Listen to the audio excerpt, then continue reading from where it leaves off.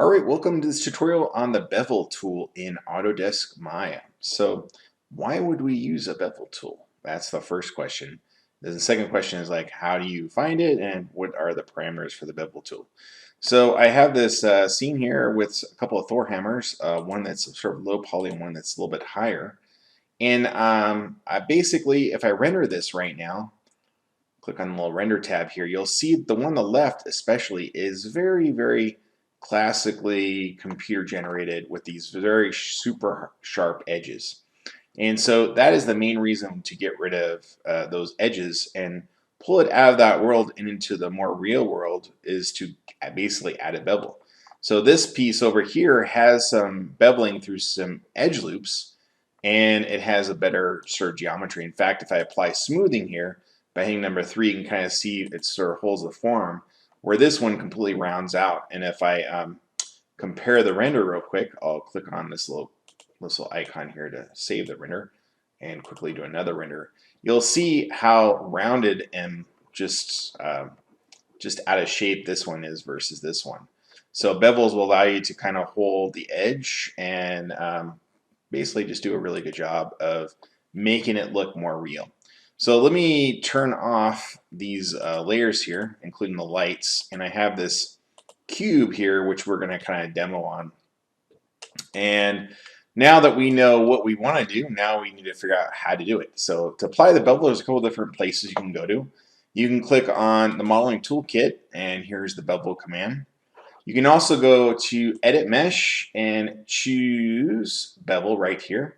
And there's a hotkey of Control B, and you can click on the little square next to it to show the options in here. I've actually added to my custom shelf here, right over here.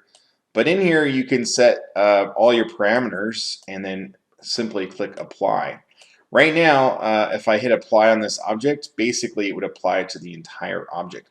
Well, actually, before I apply this, let me make a couple of copies of this just by hitting Control D so we can do some tests here. And there we go. So the first one here, I'll go ahead and apply. Notice that it has been applied to the entire object with these certain parameters. Now, what do these parameters mean? The main ones that you're going to mess with and adjust are the width and the segments in the bevel options. Now, those parameters change and the depth here. These 3 parameters here change and they allow us to see it in here in the poly bevel output node here. So it's this fraction value, which basically adjusts how great the bevel is here. Then we have the segments, which is basically how many divisions you want in the bevel. And then the depth basically allows you to, if I zoom in here, you can kind of see it, basically allows you to flip inside or outside for the bevel. So more curved or sort of poof it out. And those are the main options that you'll adjust here. If you turned off chamfering, basically you'd have a cube. So you need to have the chamfer on in order to create the bevel effect. Most of the other options you can pretty much leave at the default setting. But if you are interested in what they mean in any of these categories here, you can go to Autodesk Knowledge, and they have basically broke down the different types of things in there, what they mean. For example, the offset type, you have a fractional absolute. Fractional by default is the setting versus the absolute value, which can produce this kind of inside out bevels by dragging the slider to a value of 1. So it prevents that from happening. And so there's basically, you can go through here and check it out. For example, there's a description of the segments here, which I just kind of went over. The negative depth versus the positive depth, which is that that value that we just adjusted here. That is the depth value right here. So this would be a negative value versus a positive value, for example. And you can kind of see the effect there. Then you have the different types of mitering that happens. You can see sort of in the middle here, it's this uniform versus patch versus radial versus no mitering. And again, you basically just keep these default settings to auto, and it'll kind of give you the best results typically. And then non-chamfered, I just showed you versus chamfered. And then here is about the smoothing angle and you can see one with 0 and one with 180 where you actually have some more smoothing applied to it. So there's lots of specific information you can read up on here. But like I said, there's just a few parameters really that you need to mess with to enact the bevel. Now, I do want to point out that after you close it out and you're done, and this bevel option goes away, which apparently this one hasn't, which is kind of interesting. It's still functional.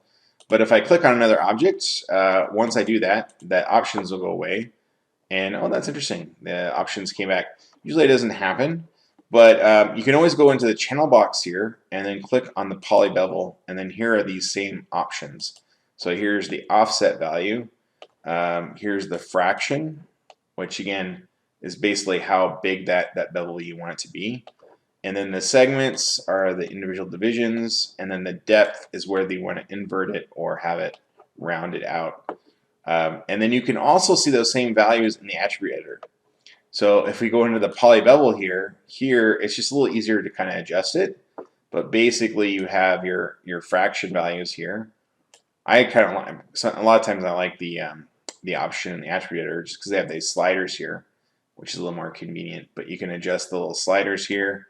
And then you can have the depth of that bevel, which is basically, again, inverting it or having a positive value on it. And you still have all the other options like chamfer. You can turn it off and on and so forth. Now, you don't have to apply a bevel to the entire form.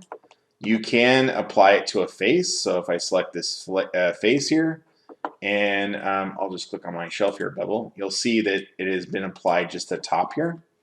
Right, and so in here again, in the bevel here options, I can adjust that, that depth value, the fraction. You can see as I slide that along there, and then the this basically inverts it, right, or adds it, and then you got your segments here.